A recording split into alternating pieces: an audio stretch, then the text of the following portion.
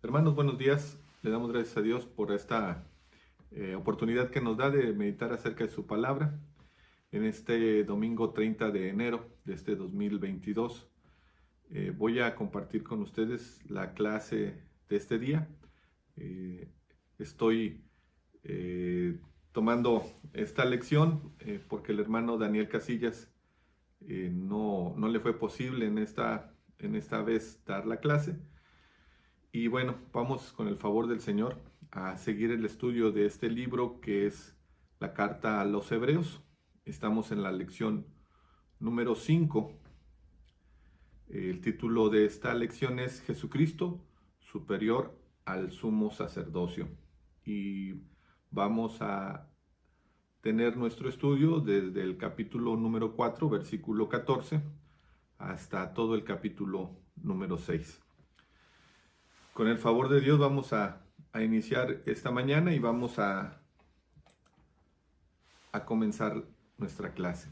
La introducción de esta clase nos habla de que el autor de Hebreos hace una invitación a sus lectores a retener su profesión de fe en Jesucristo, el cual, habiendo triunfado sobre la muerte, subió a los cielos y es el único que puede darnos el verdadero reposo, para luego pasar a describir su labor como superior a los sumos sacerdotes. Es para nosotros realmente fundamental y está claro saber que la obra que nuestro Señor Jesús vino a hacer de redención fue completada totalmente y no dejó nada pendiente nuestro Señor. Y una vez terminando esta obra, esta misión, este trabajo que el Padre le encomendó, nuestro Señor sube a los cielos y está sentado a la diestra de su majestad en las alturas. El primer punto que vamos a tocar es Jesucristo superior a los sumos sacerdotes. Podemos considerar a Jesucristo como el gran sumo sacerdote de tres maneras. La primera de ellas es Él, Jesús, como sumo sacerdote, es compasivo. En los versículos 15 y 16 leemos: porque Él sabe de nuestras tentaciones y debilidades, porque Él fue tentado en todo, pero sin pecado. En Mateo 4 del 1 al 11 dice: porque el amor es compasivo, podemos ir a Él con toda confianza y sin ningún temor. Jesucristo, nuestro Señor, no es alguien ajeno a la condición humana. Él vivió en la carne lo que nosotros padecemos. Si nosotros lloramos, nosotros sentimos la pena por el dolor de la pérdida de alguien, si nosotros sufrimos de hambre, si nosotros somos tentados, nuestro Señor Jesús experimentó todo eso. Nuestro Señor Jesús lloró por la pérdida de su amigo. Nuestro Señor Jesús fue tentado por el enemigo.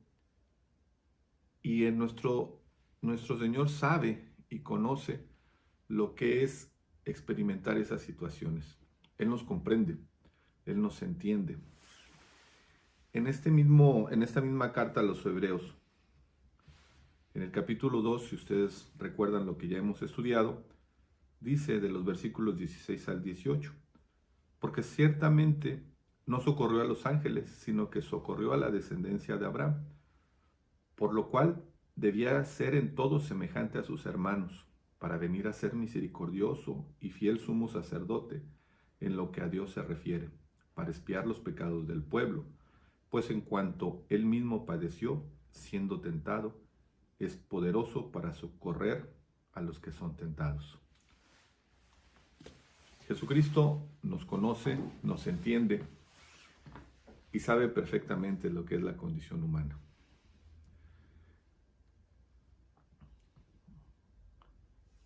En el otro punto vemos que como sumo sacerdote es obediente y eterno.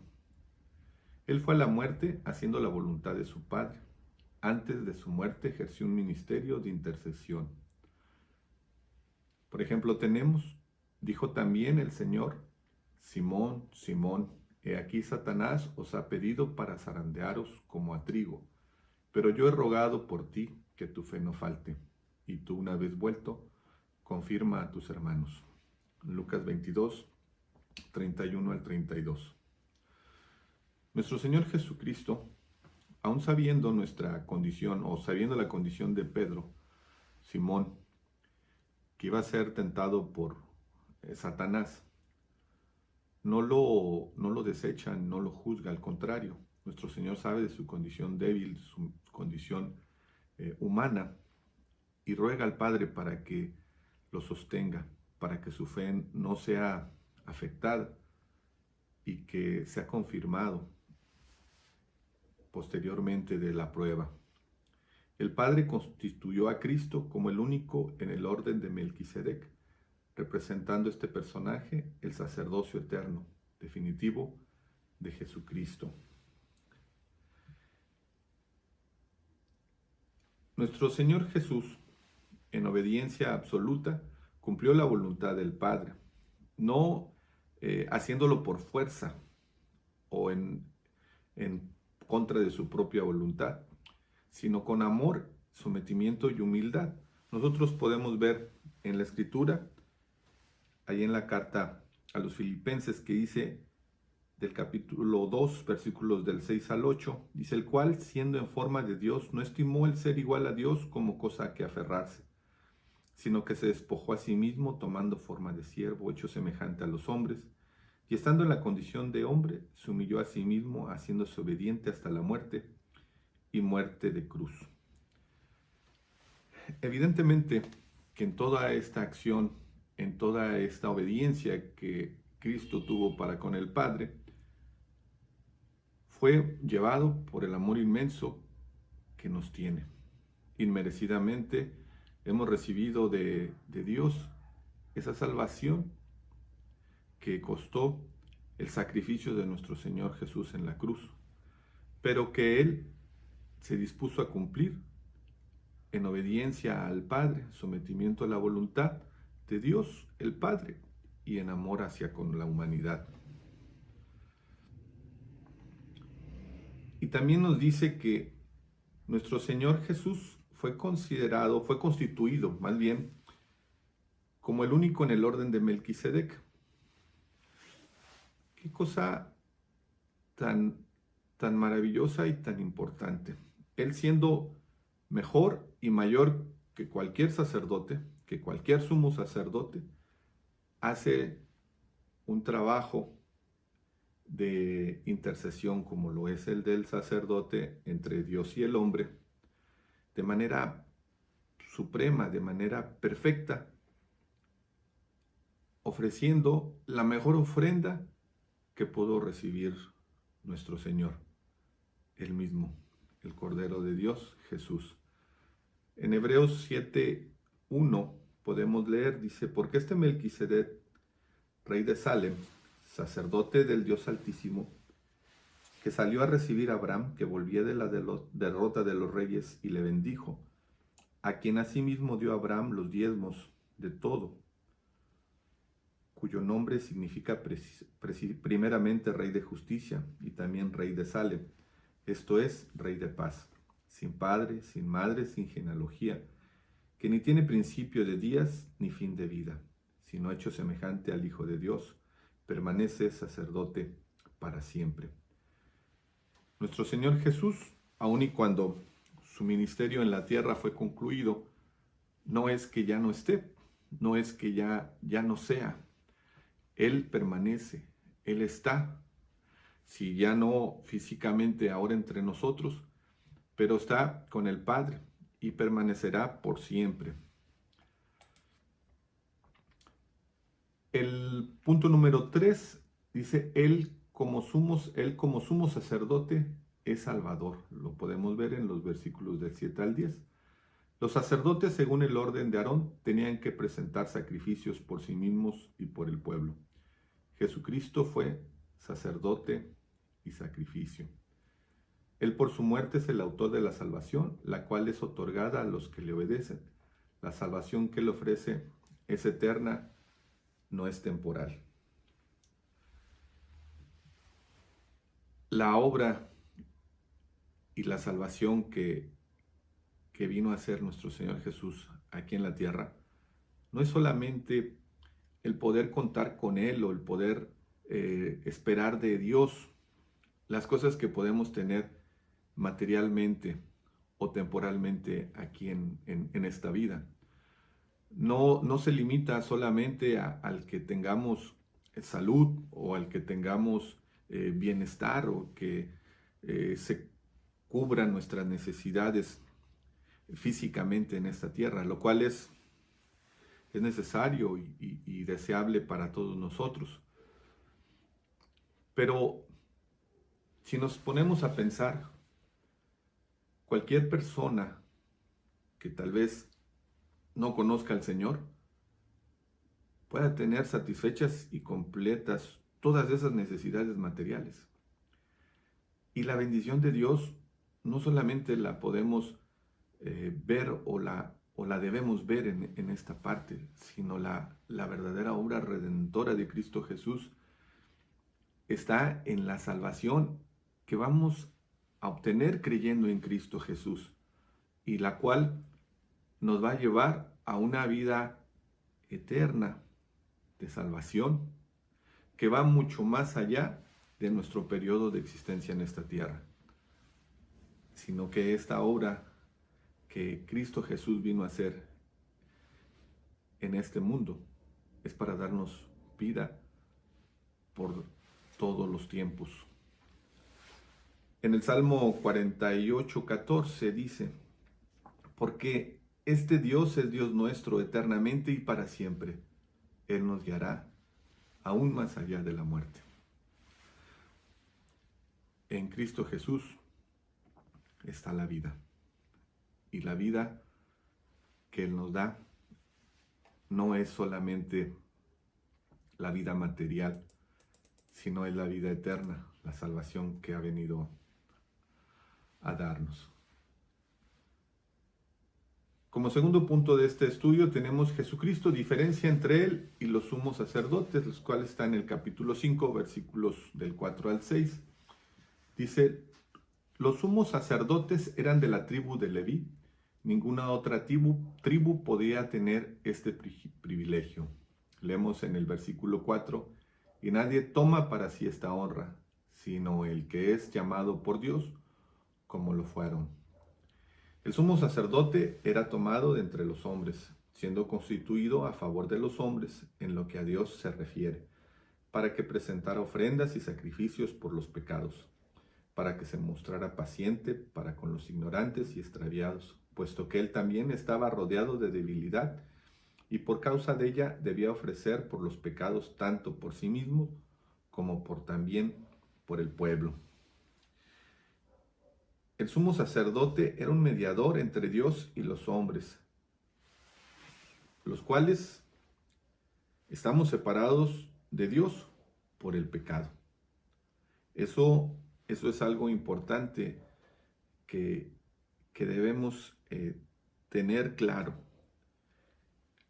Lo que separa al hombre de Dios es el pecado. Y no hay manera de llegar a Dios más que por medio de Cristo Jesús. Porque el pecado no se cubre o no se redime o no se justifica delante de Dios por buenas obras o por buenas acciones o por buenos comportamientos o por voluntad propia. La única forma de poder nosotros tender un puente, un paso entre Dios y los hombres es por medio de Cristo Jesús, por la obra que Él vino a hacer. Y es Jesucristo, como sumo sacerdote, viene a ser ese mediador. La Escritura nos dice que hay un solo mediador entre Dios y los hombres, nadie más, y ese es Jesucristo.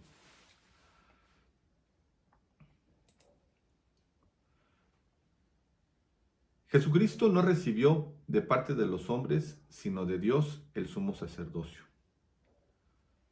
Esto no es que, que Cristo Jesús haya sido hecho sacerdote, a sumo sacerdote, o tomado ese privilegio como para sí mismo por voluntad humana, sino es establecido y es dado por voluntad divina, por voluntad de Dios. En los versículos del 5 al 6 dice, así tampoco Cristo se glorificó a sí mismo, haciéndose sumo sacerdote, sino el que le dijo, tú eres mi hijo, yo te he engendrado hoy, como también dice en otro lugar, tú eres sacerdote para siempre, según el orden de Melquisedec. Salmos 2.7 y Salmos 110.4. Nosotros recordamos que nuestro Señor Jesús decía que no había venido a hacer su voluntad, sino la voluntad del que le envió, la voluntad del Padre. El sumo sacerdote tenía que ofrecer sacrificios por su pecado y por el pecado del pueblo. Jesucristo vivió sin pecado, fue completamente santo. Su sacrificio fue para expiar nuestros pecados. Su muerte fue en nuestro lugar, por eso se le llama muerte vicaria.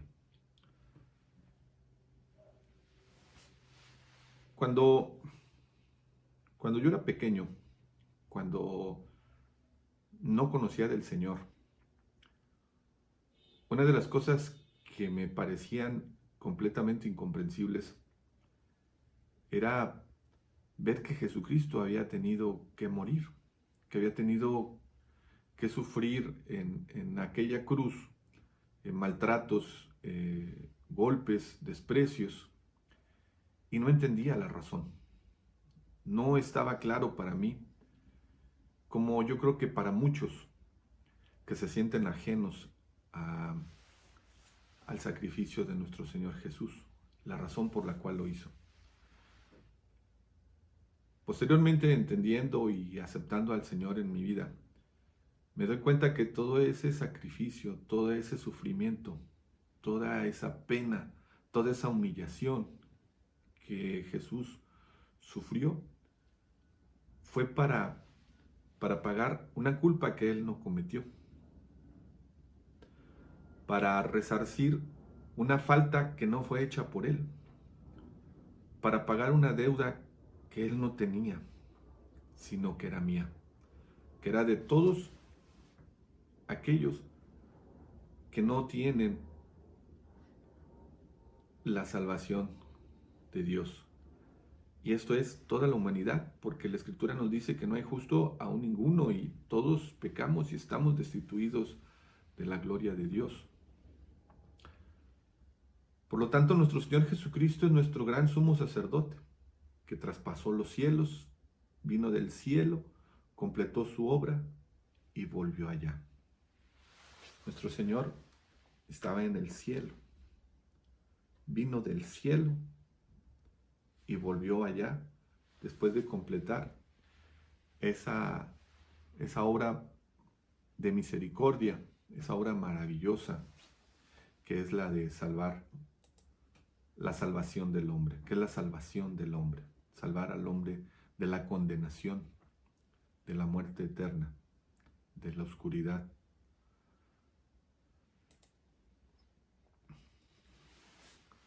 El punto 3 de este estudio dice, es Jesucristo en los días de su carne, los versículos del 7 al 10. Su tiempo de humillación fue lleno de ruegos y súplicas con gran clamor y lágrimas al que le podía librar de la muerte. Fue oído a causa de su temor reverente. Su vida de oración es un hermoso ejemplo para nosotros. Cuánta belleza encontramos en su oración registrada en Juan capítulo 17. A esta oración se le ha llamado la oración sacerdotal.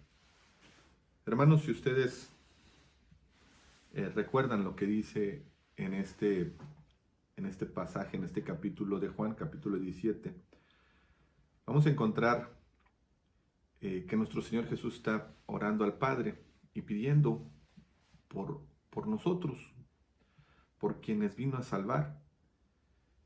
Y podemos leer que dice nuestro Señor: yo ruego por ellos, no ruego por el mundo, sino por los que me diste, por los que tuyos son.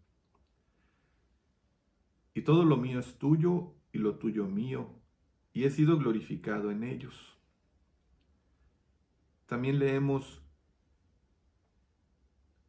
del versículo 15: no ruego que los quites del mundo, sino que los guardes del mal.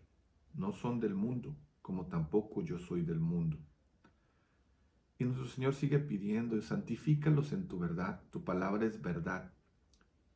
Y el Señor no solamente pide por los que están allí en ese momento, sino dice más: no ruego solamente por estos, sino también por los que han de creer en mí por la palabra de ellos. Nuestro Señor Jesús no solamente se preocupó por los que tenía en aquel momento y les hablaba, sino el amor y la salvación que vino a dar no estaba limitada a una región, a algún tiempo, a algún momento. La obra que vino a hacer nuestro Señor Jesús abarca todas las edades, todos los tiempos. Mientras dure esta tierra, mientras dure esta vida, mientras haya seres humanos en la tierra, van a poder alcanzar y van a poder llegar a obtener la salvación que Cristo Jesús vino a hacer hace 2000 años y que tiene el mismo valor, tiene la misma vigencia de aquel momento, y así va a perdurar mientras exista vida en este mundo. La intensidad con la que oró en el huerto de Getsemaní nos conmueve, y estando en agonía oraba más intensamente, y era su sudor como grandes gotas de sangre que caían hasta la tierra. Realmente lo que tenía que enfrentar nuestro Señor Jesús no era sencillo, no era fácil. Tal vez a manera, en primera vista, pudiéramos pensar: sí, el sufrimiento que padeció nuestro Señor Jesús, la verdad, fue completamente inhumano, y el poderlo soportar, pues era verdaderamente difícil, o generaba una gran angustia el pensar que lo tenía que sufrir físicamente. El sufrimiento físico que tiene el ser humano es algo que no queremos enfrentar, es algo que no queremos vivir. Realmente hay mucha gente que tiene diferentes fobias o diferentes rechazo a situaciones de dolor. Pero más allá de esto, más allá del dolor físico, el cual es verdaderamente muy fuerte, lo que sufrió nuestro Señor Jesús, lo que lastimó su carne, lo que dañó su cuerpo, todo ese sufrimiento al que estuvo sometido, más allá de eso, la carga del pecado, de esa falta que él no cometió, el cargar ese pecado de toda la humanidad sobre sus espaldas y pagar esa culpa por medio de su sacrificio en la cruz, derramando su sangre, habiendo, como lo veíamos hace un momento, venido del cielo, llegando a ese sufrimiento total, a esa humillación total. Verdaderamente es algo que debemos valorar y que debemos tener en conciencia, lo que nuestro Señor nos ama y vino a hacer para nosotros. Primeramente para arrepentirnos y darnos cuenta de nuestra pequeñez y de nuestra necesidad de Él. Y seguidamente de agradecimiento y de gozo de saber que lo hizo por amor a nosotros, sin tener nosotros ninguna justificación ni nada de valor para que Él viniera a hacerlo. Lo quiso hacer por amor por amor hacia nosotros solamente. En su oración se sujetó obedientemente a la voluntad del Padre. Padre, si quieres, pasa de mí esta copa, pero no se haga mi voluntad, sino la tuya, dice allí en Lucas 22:42. Y aunque era hijo, por lo que padeció aprendió la obediencia, y habiendo sido perfeccionado vino a ser autor de eterna salvación para todos los que le obedecen, y fue declarado por Dios sumo sacerdote según el orden de Melquisedec.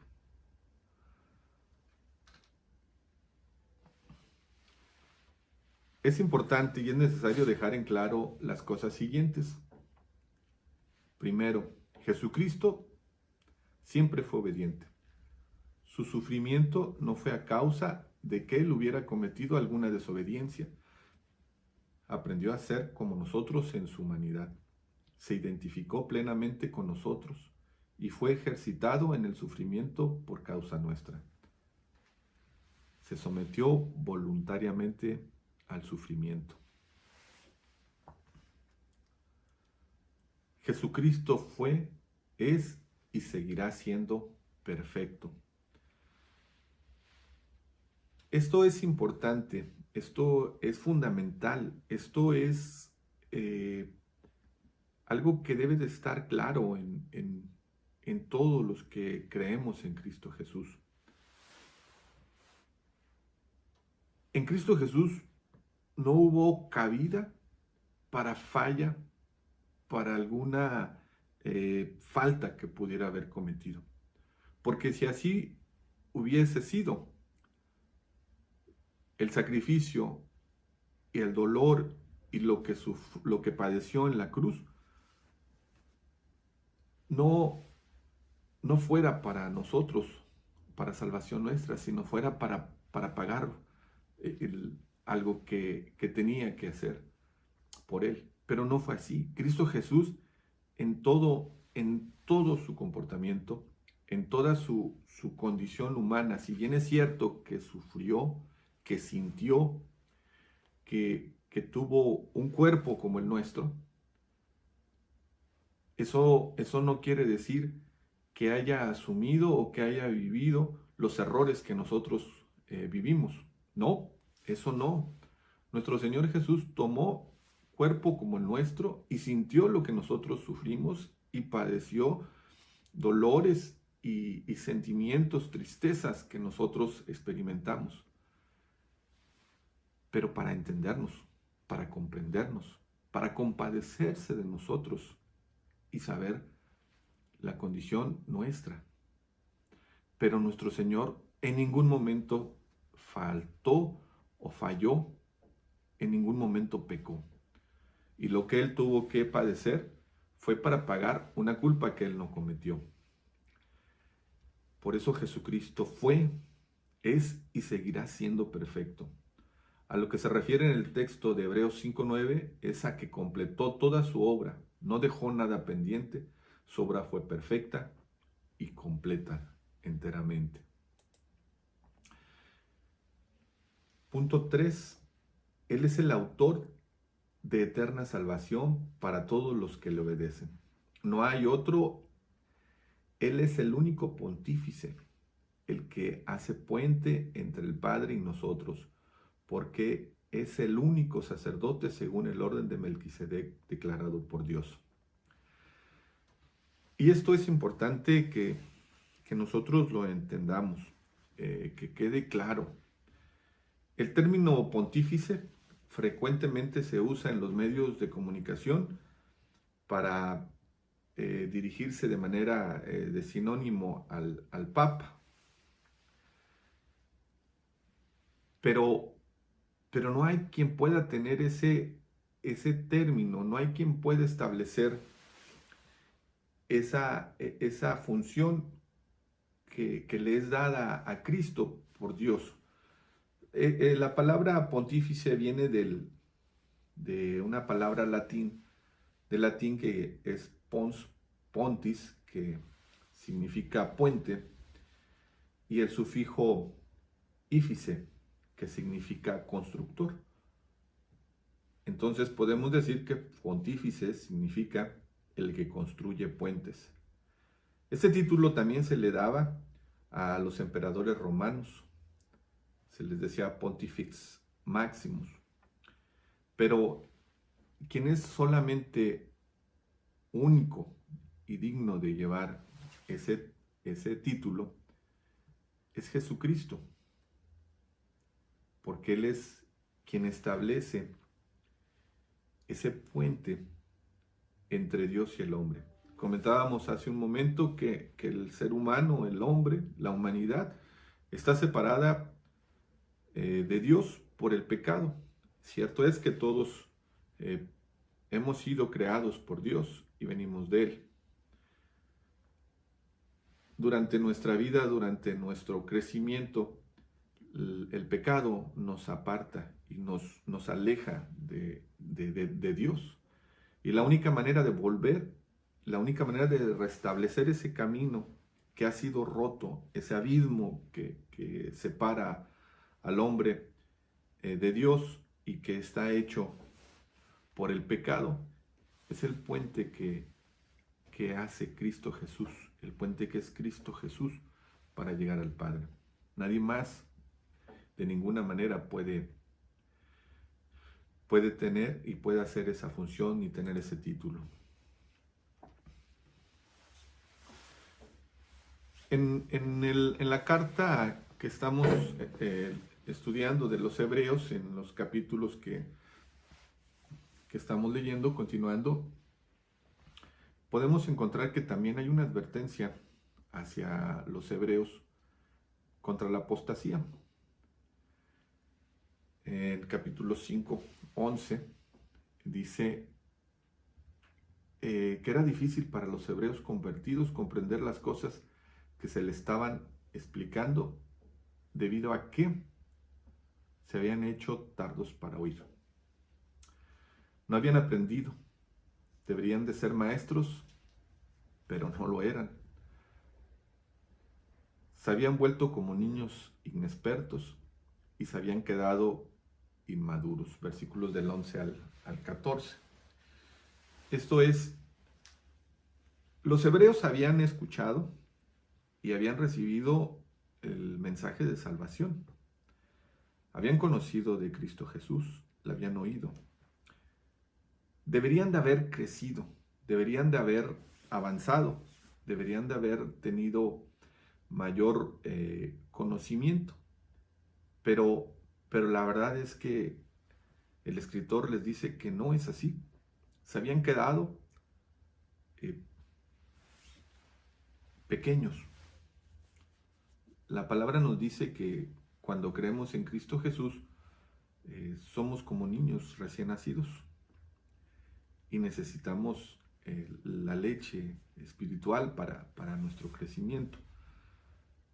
Pero en esa etapa en la que, si lo comparamos con la vida humana o de cualquier ser viviente, todo lo pequeño, todo lo recién nacido es bonito, es digno de cuidado, llama la atención. Pero al paso del tiempo, aquello no puede quedarse así. Tiene que crecer, tiene que fortalecerse, tiene que avanzar. Y parecía que para los hebreos esto no estaba sucediendo así. Se habían quedado en ese pequeño tamaño. A los hebreos convertidos se les animó a dejar los rudimentos de la fe cristiana y fueran hacia la madurez. El ABC de la doctrina, el fundamento del arrepentimiento de obras muertas, la fe en Dios, la doctrina de bautismos, de la imposición de manos, de la resurrección de los muertos y del juicio eterno. Y esto haremos si Dios en verdad lo permite, dicen los versículos 1-3 del capítulo 6. Cuando no se profundiza en la doctrina de Cristo, se corre el riesgo de deslizarse, de apartarse, de seguir un camino equivocado. Y solo hay una manera de ser salvo. Solo hay un Salvador, no muchos. Si no estamos en Cristo, estamos perdidos y en un estado lamentable. Solo hay una manera de ser salvo. ¿Cuál? la fe en el Hijo de Dios, en Cristo Jesús. No hay otra manera, no hay otra forma de alcanzar salvación. No es por portarnos bien, no es por hacer buenas obras, no es por querer mucho a la gente, no es por comprender a todos, no es por no buscar problemas. No, eso son buenas acciones o son buenas intenciones, pero eso no nos justifica delante de Dios. La única manera de obtener la salvación es creyendo en Cristo Jesús. Y el único que nos salva es Cristo Jesús. Nadie más. No hay otro intercesor, no hay otro mediador, solamente Jesucristo. En los versículos del 4 al 6 dice, porque es imposible que los que una vez fueron iluminados y gustaron del don celestial y fueron hechos partícipes del Espíritu Santo y asimismo gustaron de la buena palabra de Dios y los poderes del siglo venidero y recayeron, sean otra vez renovados para arrepentimiento, crucificando de nuevo para sí mismos al Hijo de Dios y exponiéndolo al vituperio. El pecado de apartarse, citado en este pasaje, concierne a judíos creyentes que, habiendo conocido la obra de Cristo y habiendo experimentado las glorias iniciales de la vida cristiana, se habían apartado hacia las prácticas del judaísmo para buscar la salvación por obras. Esto equivalía a crucificar de nuevo al Hijo de Dios, considerándolo como un impostor y exponiéndolo a una gran indignidad, y tener en poco la primera obra del Espíritu Santo. O somos buena tierra, o somos una tierra que produce espinos, está próxima a ser maldecida. Esto es importante, ¿sí? Esto es fundamental. No podemos ser más buenos que Dios y no podemos pensar que por nuestras acciones o por nuestros buenos comportamientos o por nuestros sacrificios alcancemos algún favor de Dios. No hay nada que podamos hacer que supere lo que Dios ha hecho, lo que Cristo Jesús nos ha demostrado por amor que vino a hacer por nosotros.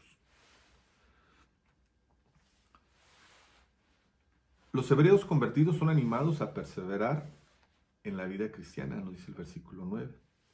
Se les recuerda que a Dios no se le ha olvidado la obra y el trabajo de amor que había mostrado. Segundo, se les anima a seguir mostrando la misma solicitud. Tercero, se les anima a que no sean perezosos. Se les recuerda la paciencia de Abraham para esperar la promesa con juramento hecha por Dios. 5. Se les recuerda que por dos cosas inmutables en las cuales es imposible que Dios mienta, tenían un fortísimo consuelo. Dos cosas inmutables, el eterno consejo de Dios y su juramento. Dios lo que promete, lo cumple. Dios no hace promesas en vano. Dios no habla solamente por hablar. Él tiene poder para cumplir todo lo que Él promete. Y por último, 6. Se les recuerda que la esperanza a la cual estamos asidos es como segura y firme ancla del alma, y que penetra hasta dentro del velo, donde Jesús entró como precursor, hecho sumo sacerdote, para siempre según el orden de Melquisedec. Jesucristo abre el camino. El velo que dividía el lugar santo del lugar santísimo fue rasgado,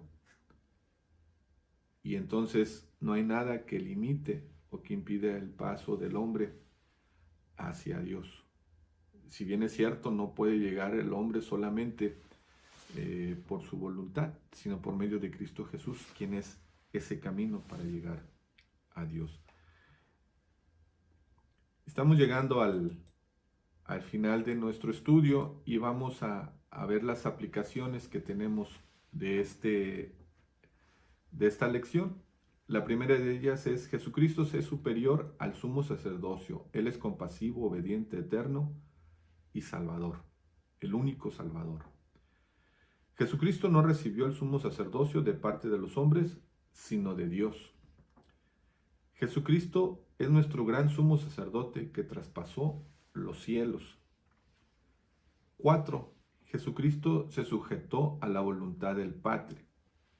5. Jesucristo es el autor de eterna salvación para los que le obedecen. Y 6. Los hebreos convertidos fueron advertidos del peligro de apartarse de Cristo y exhortados a seguir fieles en su fe en el Señor. Hermanos, de esta manera llegamos al fin de este estudio. Le damos gracias a Dios. Que el Señor les bendiga.